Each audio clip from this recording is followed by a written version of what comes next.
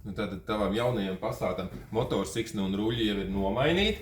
Un tagad, lai tu vēl būtu pavisam drošs, nomainīsim tev, uzliksim visas jaunas bremzes. Reiktu, pilnīgi jauni bremžu diski būs. Opa! Bremžu diski, pēdī, jauni. Aizmugurējie supporti būs jauni, ja?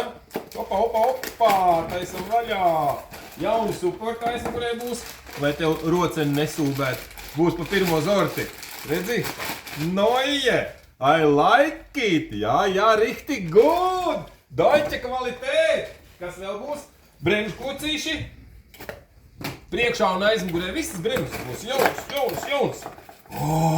Breaking power! Es atceros šitās kopš seniem laikiem, ka es šitādas tirgoju uz visādiem retro vāģiem un paskat retro vāģis garāžā.